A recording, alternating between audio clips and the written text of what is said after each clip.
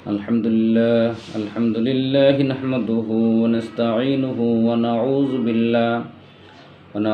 بالله من شرور أنفسنا ومن سيئات أعمالنا من يهد الله فلا مضل له ومن يضلله فلا هادي له ونشهد أن لا إله إلا الله وحده لا شريك له ونشهد أن سيدنا ومولانا محمدا عبده ورسوله فقد قال الله تعالى في كلامه الحكيم وفرقانه المجيد أعوذ بالله من الشيطان الرجيم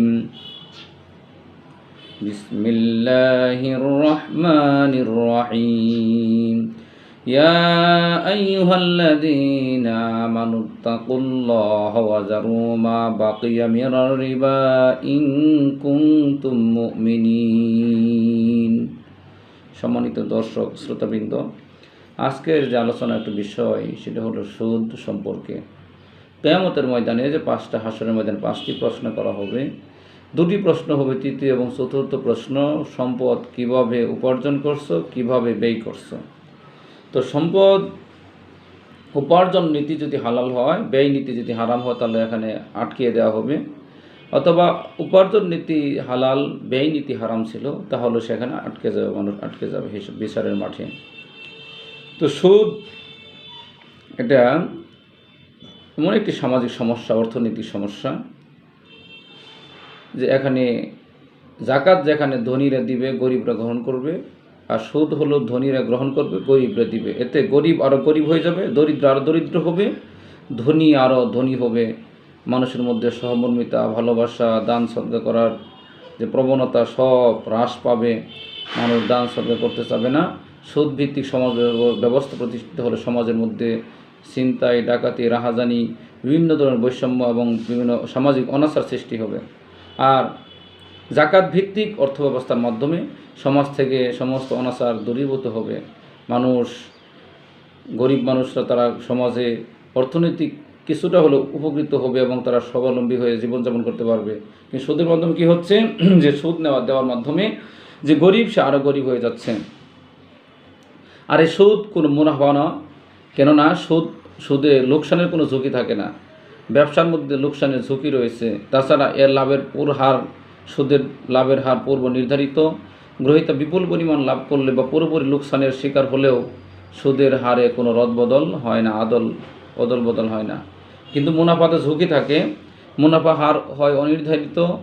এর সাথে সংশ্লিষ্ট সবাই লাভ লোকসানের আইনসঙ্গত অংশীদারিত্ব বহন করে, ফলে কোনো পক্ষই এককভাবে ক্ষতি বা লাভ বহন করে না। এই সুদ এবং মুনাফার মধ্যে পার্থক্য রয়েছে। যদিও জাহেলিয়াতের যুগে লোকেরা বলতো যে ইন্নামাল বাইউ মিসলুর রিবা, যে ক্রয় বিক্রয়ের মতোই তো সুদ। কারণ ক্রয় বিক্রয় করলে যেমন লাভ হয়, আমরাও সুদে টাকা লাগাচ্ছি, এখন লাভ হচ্ছে। আসলে বিষয়টি এরকম নয়, কারণ সুদ এখানে কোনো লস নাই, কিন্তু ক্রয় বিক্রয়ের মধ্যে, ব্যবসার মধ্যে লসের সম্ভাবনা রয়েছে। ইমাম আবু বকর আল জাসসাস এবং ইমাম রাজি রাহিমাহুল্লাহ তাআলা আনহুমা সুদের সঙ্গে বলেছেন, যে ঋণ আদায়ের একটি নির্দিষ্ট মেয়াদ থাকে এবং যে বিনিময়ে কোনো কারণ ছাড়াই গ্রহীতার উপর মূল ঋণের চেয়ে অতিরিক্ত অর্থ পরিশোধের শর্ত আরোপিত থাকে, তাকে সুদ বলে। রাসূল সাল্লাল্লাহু আলাইহি ওয়াসাল্লাম অত্যন্ত সংক্ষিপ্তভাবে সুদের সংজ্ঞা তুলে ধরেছেন। প্রতিটি কর্জ বা ঋণ যা মুনাফা আকর্ষণ করে, কুল্লু কারদিন জাররা নাফআন, প্রত্যেকটা কর্জ বা ঋণ যা মুনাফা নিয়ে আসে, আকর্ষণ করে, তাই সুদ। বিষয়টির ব্যাখ্যা দিয়ে অন্যত্র তিনি বলেছেন, সোনার বিনিময়ে সোনা, রূপার বিনিময়ে রূপা, জবের বিনিময়ে জব, আটার বিনিময়ে আটা, খেজুরের বিনিময়ে খেজুর, লবণের বিনিময়ে লবণ। এমনইভাবে সমজাতীয় দ্রব্যের নগদ আদান প্রদানে অতিরিক্ত কিছু গ্রহীত করলেই আল ফদল রিবা, সেটা সুদ হিসেবে গণিত হবে। অর্থাৎ দেখেন, টাকার ক্ষেত্রে রিবান নাসিয়া, রিবাল ফদল, দুইটাই রিবা সুদের যে প্রকারভেদ রয়েছে। রিবান নাসিয়া হল বাকিতে ঋণ দেওয়া, কাউকে টাকা ঋণ দিয়ে, লোন দিয়ে মেয়াদ ভিত্তিক নেওয়ার সময় বেশি যদি নেয়, পূর্ব হার নির্ধারিত করে, তাহলে সেটা হলো রিবান নাসিয়া। আর রিবাল ফদল হল পণ্যের মধ্যে একই জাতীয় দ্রব্য দেওয়া নেওয়ার ক্ষেত্রে, যদি যেমন রাসূল 6টা কথা বলছেন, এরকম গমের বিনিময়ে গম, যেমন বলছেন ধানের বিনিময়ে ধান হতে পারে। এরকম যে পণ্য লেনদেনের ক্ষেত্রে যদি যা দেওয়া হবে তার চেয়ে নেওয়ার সময় কিছু বেশি নেওয়া হলেই সেটা সুদ হবে। সুদের কুফল আসলে আল্লাহ তাআলার আদেশ লঙ্ঘন করা হচ্ছে সুদ। আল্লাহ তাআলা এই জন্য বলছেন, হে ঈমানদারগণ, তোমরা আল্লাহকে ভয় করো, তোমাদের সুদের যে বকেয়া আছে তা বর্জন করো, তাহলে যদি তোমরা ঈমানদার হয়ে থাকো। এবং ঈমানদার যদি দাবি করে থাকো, তোমরা সুদ পরিত্যাগ করতে হবে। আখিরাতের ভয়ঙ্কর পরিণতি, যারা সুদ খায় কিয়ামতের দিন তারা সেই ব্যক্তির মতো দাঁড়াবে যেন শয়তান স্পর্শ দিয়ে তাকে জিনাদার রোগীর মতো। আল্লাহ তাআলা বলছেন, আল্লাযিনা ইয়াকুলুনা রিবা লা ইয়াকুমুনা ইল্লা কামা ইয়াকুমুল্লাযী ইয়াতাখাব্বাতাশ শাইতানু মিনাল মাসসে। শয়তান যেন এদের স্পর্শ করে পাগল বানিয়ে দিয়েছে, এরকম অবস্থায় গ্রহণ করবে। এবং তারা যদি আবার যদি সুদ গ্রহণ করে, ফাউলাইকা আসহাবুন নার হুম ফিহা খালিদুন, চিরদিন তারা জাহান্নামের মধ্যে জ্বলবে। নাউযুবিল্লাহি মিন যালিক। আল্লাহর সাথে যুদ্ধ, কোন ইবাদত পালন না করলে আল্লাহ তাআলার সাথে ডাইরেক্ট যুদ্ধের কথা বলা হয় নাই, কিন্তু সুদের ব্যাপারে বলা হয়েছে, ফাইলাম তাফআলু ফাযানু বিহারবি মিনাল্লাহি ওয়া রাসূলিহি। যদি সুদের সাথে সম্পৃক্ততা থেকে নিজেকে বিরত না রাখে, তাহলে তার বিরুদ্ধে আপনি আল্লাহ এবং তার রাসূলের পক্ষ থেকে তোমরা যুদ্ধের ঘোষণা শুনে রাখো। তাহলে যুদ্ধের ঘোষণা দিয়ে নামাজ কালাম বললে কি, হজ করলে কি হবে? যে ব্যক্তি নাকি সুদের সাথে সম্পৃক্ত আছে, তাহলে সে কেমনি এই সুদ থেকে বিরত থাকবে? অভিশাপ লাভ। রাসূল সাল্লাল্লাহু আলাইহি সাল্লাম সুদদাতা, গ্রহীতা, লেখক এবং সাক্ষী উভয়ের উপরে অভিশাপ লানত পেশ করেছেন। মুসলিম, বুখারীর হাদিস। এই জন্যে সুদের লেনদেনের সাথে কোনো ক্রমে সম্পৃক্ত থাকা যাবে না, কোনো লেখকও হওয়া যাবে না সেখানে। এই জন্য সুদী ব্যাংকে চাকরি করার ব্যাপার উলামায়ে কেরাম কিন্তু এই জন্যই বলছেন যে যেহেতু উনি লেখক হিসেবে কাজ করতেছেন, অবশ্যই এটা গুনাহের মধ্যে অন্তর্ভুক্ত হবে। তাছাড়া সুদের দুটি পর্যায় রয়েছে, একটা হলো ব্যক্তি পর্যায়ে, একটা রাষ্ট্রীয় পর্যায়ে।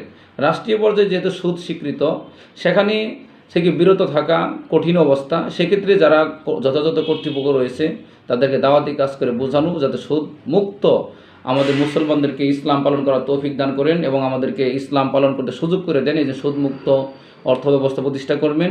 কিন্তু ব্যক্তি পর্যায়ে যে বিষয়টি রয়েছে, নিজে সরাসরি সম্পৃক্ত থেকে সুদের সাথে লেনদেন সম্পৃক্ত থাকা, এটা থেকে বিরত থাকা নিজের উপর ওয়াজিব। সামষ্টিকভাবে রাষ্ট্রীয় পর্যায়ে যেটা রয়েছে সেটা আমাদের সবার উপর ওয়াজিব নয়, কিন্তু রাষ্ট্রের যারা দায়িত্ব রয়েছেন তাদের উপর ওয়াজিব হলো সেই সুদমুক্তভাবে জনগণকে পরিচালনা করা, সুদের মুক্তভাবে অর্থ ব্যবস্থা প্রতিষ্ঠা করে জনগণকে গুনাহ থেকে বেঁচে থাকানো, বাঁচানো, এটা তাদের দায়িত্ব। তো আমাদেরকে তাদের প্রতি দায়িত্ব আমাদেরও রয়েছে যে তাদেরকে বোঝানো এবং যথাযথ কর্তৃপক্ষ এমন লোককে সেখানে সেটিং করা বা নির্বাচিত করা যারা সুদকে অপনোদন করে আমাদেরকে পাপ মুক্ত করবেন এবং মুনাফা ভিত্তিক অর্থ ব্যবস্থা প্রতিষ্ঠা করবেন। ভয়াবহ পাপ। রাসূল বলছেন যে 70টিরও বেশি গুনাহ রয়েছে। সবচেয়ে ছোট গুনাহ হলো নিজের মাকে বিবাহ করা। নাউজুবিল্লাহ।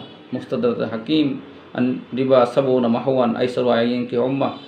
এত বড় গুনাহ যে নিজের মায়ের সাথে মাকে বিবাহ করবে, ব্যভিচার করবে, এরকম গুনাহ হয়েছে সুদের সর্বনিম্ন গুনাহ। সর্বোচ্চ গুনাহ হলো আল্লাহ তাআলার সাথে যুদ্ধ ঘোষণা করা। রাসূল সাল্লাল্লাহু আলাইহি ওয়াসাল্লাম বলছেন, মুসনাদ আহমদ তাবারানীর হাদিস, জেনে শুনে সুদের 1 দিরহাম গ্রহণ করা 36 বার ব্যভিচার করা সে মারাত্মক পাপ। নাউজুবিল্লাহ।